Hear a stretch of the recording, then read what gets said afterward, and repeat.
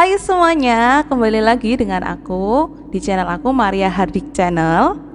Nah, kali ini akan berbagi cerita lagi tentang hal-hal yang tak kasat mata.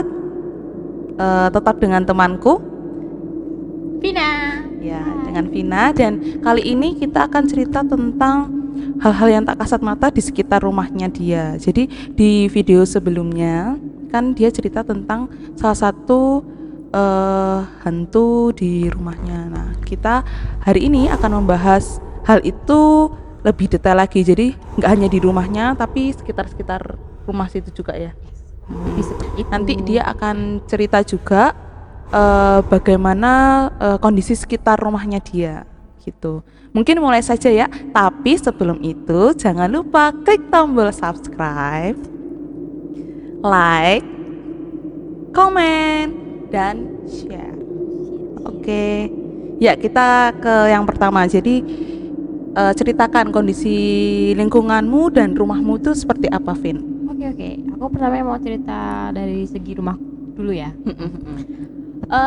Jadi aku nempatin tinggal di rumahnya kakek nenekku. Rumahnya sih kayak rumah-rumah kuno, gak kuno banget sih. Cuman di situ tuh ada kayak nisan, terus kayak ada tombaknya, keris gitu. Jadi emang ceritanya katanya kakekku dulu itu seorang prajurit tuh yang kabur pindah ke Tulungagung gitu. Jadi dia membawa tombak dan beserta nisan-nisannya. Aku cerita dari lingkungan rumahku dulu aja ya. Ya seperti sebelumnya aku kan pernah cerita sempat melihat beberapa sosok-sosok halus di sekitar rumah. Itu sebenarnya masih banyak lagi sih, kayak di belakang rumah di jemuran, terus di pusakanya pernah juga, di depan rumah tetangga-tetangga banyak. Oh iya, aku dulu pernah sempet tahu itu di kerisnya. Aku dulu kan nggak tahu namanya, setiap suro tuh pasti suruh yang namanya nyuci keris. Nah, itu aku entah sadar atau enggak, aku itu kayak tidur itu kayak tahu ular kuning ngelingkarin daerah rumahku. Nah, itu entah aku mimpi apa beneran enggak tahu ya. Terus aku bangun tuh bilang gini, "Loh, Mi, kok rumahnya dikelilingi sama ular ya? Kok kayaknya kerisnya tuh jadi ular gitu kan." Aku nggak tahu kalau emang bener-bener kalau setiap suro itu emang harus nyuci keris. Habis itu bilang gini, dipikir-pikir emang pas itu pas malam suro emang seharusnya nyuci keris, tapi kebetulan belum dicuci. Jadi belum diberikan. Belum dimandiin lah hitungannya kerisnya. Nah, itu kerisnya emang katanya itu kalau minta dimandiin itu wujudnya tuh wujud ular. Jadi itu wujud aslinya mungkin. Ya mungkin seperti itu. Tapi yang dilihatin tuh aku. Kayak dia tuh berubah ular kuning gede, kayak ular apa? Albino gitu. Kayak gitu. Terus itu di kamarnya bapakku tuh kan juga ada keris tuh ya. Kerisnya itu malamnya pas tahu itu tuh kayak bunyi kayak perang tuh loh, kayak kelontang gitu kan. Yang denger juga aku. Terus aku juga bilang, ya emang sih waktunya nyuci tapi cuma belum dicuci aja. Terus selidik itu terkait yang suro ya. Ada lagi yang cerita tentang kerisnya. Yang di bagian ujung tombaknya itu kan yang dicuci kan biasanya ujung tombaknya. Itu ada temenku datang ke rumahku ngelihat tombaknya itu kayak jalan gitu loh, kayak muter itu loh. Jadi yang semulanya misalkan posisinya gini, dia itu kedatangan temanku tuh Langsung berubah. kayak gerak, kayak tiba-tiba temanku pulang tuh posisinya udah beda. Itu temanmu sadar lihat itu? Sadar. Temanku sadar terus bilang gini, "Vin, itu tombaknya kok gerak ya?" Bilang gitu kan. Masuk toh ngono kan. Aku nggak percaya. Masa sih kayak gitu kan. Terus tak amatin iya gerak. Jadinya nggak tahu geraknya gimana. Pokoknya posisinya tuh bisa pindah gitu loh. Aku nggak tahu. Dari posisi semula. Mungkin emang pasti ada yang nempatin lah hitungannya pasti. Tapi nggak tahu sih aku. Terus katanya gini, katanya juga kalau ada orang yang niat jelek datang ke rumah, itu pasti seperti itu. Wah, jangan-jangan temanmu itu Ya, itu nggak tahu punya juga niat jelek. ya. Gitu ya. Terus oh ya, itu udah cerita dari sekitar rumahku ya, kurang lebih banyak lah. Entah itu sosok pocong yang di dapur, yang di belakang kamar mandi. Oh, jadi itu ada juga. jadi kalau bagi kalian nggak tahu kondisi rumahnya Vina ini, jadi rumah zaman dulu yang jendelanya itu besar-besar gitu ya, yang ada kerapiaknya gitu. Kerapia. Apa ya? Oh, besi-besi itu ya. Terus apa namanya, dia itu posisinya memanjang. Ya, memanjang jadi panjang gitu, terus baru ke belakang. Nah, di masuk ruangan pertama itu langsung ruang tamu, ruang tamu belok ke kanan, ruang tengah, dapur, tempat kamar mandi di ujung. Terus belakangnya dulu itu ceritanya rumah sakit yang deketnya kamar jenazah. Yes, mungkin juga pengaruh sama itu ya. Mungkin yang kamu bilang tadi, sosok pocong itu kamu dulu berkenalan dengan dia bagaimana? Nggak tahu sih, itu nggak sengaja aja. Jadi aku tuh tipe orang yang nggak sengaja gitu. Kalau aku disuruh maksa ngelihat bisa, tapi kalau aku misalkan ngelamun apa gimana, itu malah dia menampakkan dirinya sendiri. Itu pas kebelet banget ya ke toilet lewat situ kan, terus tuh ada yang gelantungan tuh apa ya namanya kan, cucian baju ya, cucian baju, kupikir gitu, terus tak amatin, kok muter, itu apa? Muternya itu jadi awalnya dia membelakangi kamu. Muter, gerak, terus udah aku nggak jadi ke toilet, akhirnya aku kembali lagi minta tolong nganter orang. Apa itu kepompong kok besar? Putih-putih itu ya, nggak putih banget nggak sih, kayak putih-putih kotor gitu, puter itu. Aku di situ, tapi aku ya biasa aja sih di rumah situ sekarang. Tapi emang jujur kok, rumahku kan ada dua sisi ya, sisi yang sebelah timur sama yang sebelah baratnya.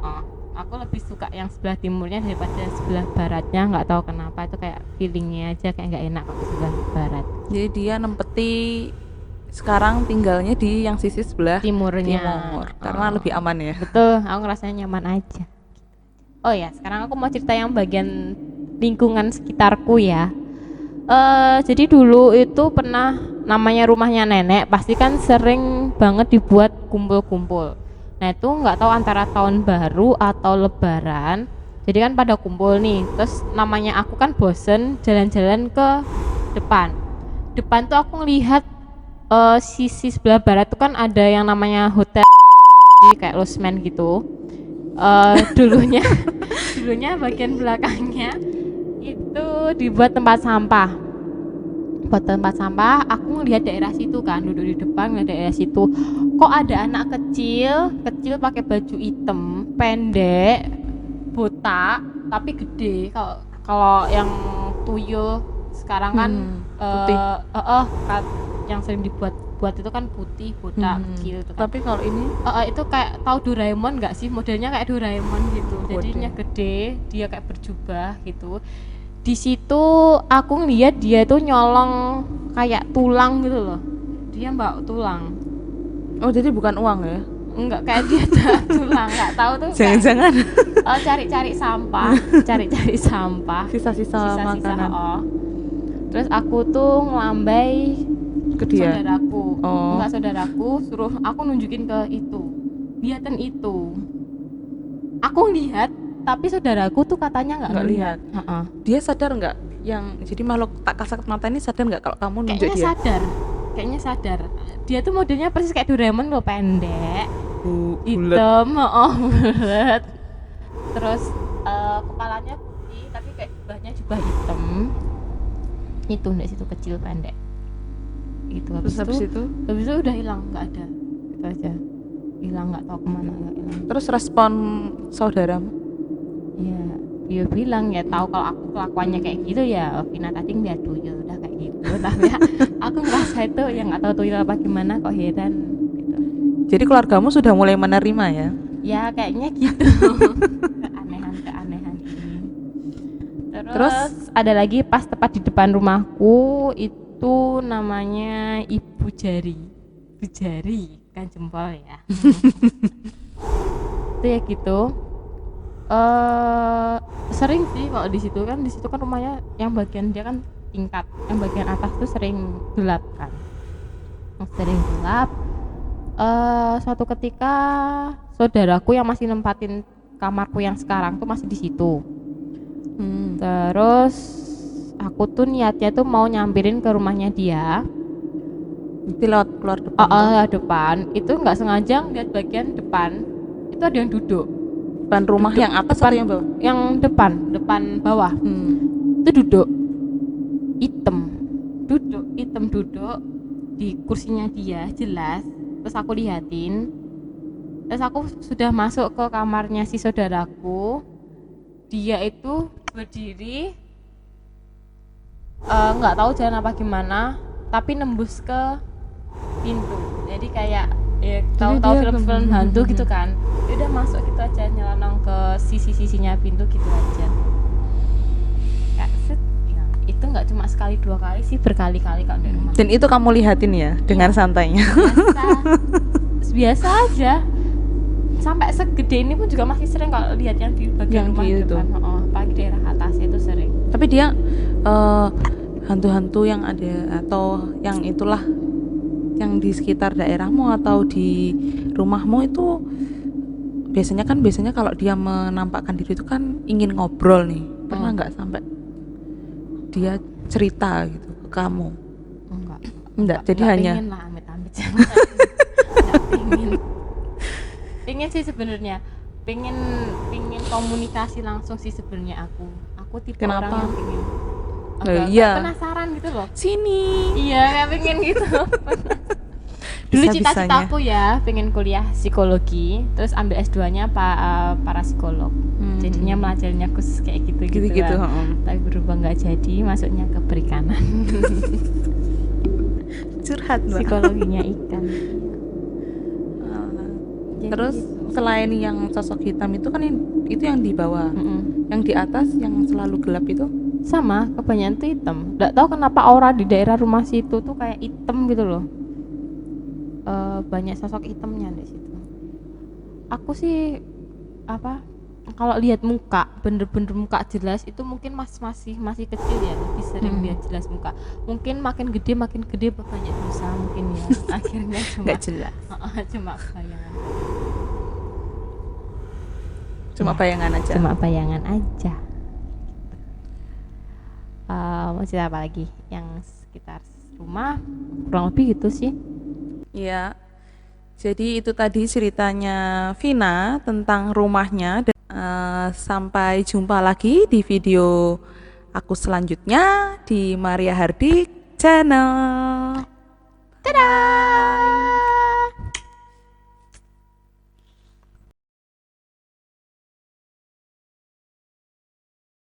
Terima kasih buat kalian yang sudah melihat videoku ini. Bagi kalian yang ingin berbagi cerita horor dan ceritanya ingin dibacakan di channel YouTube aku, silahkan kirim cerita kalian ke alamat email yang ada di description box. Terima kasih semuanya.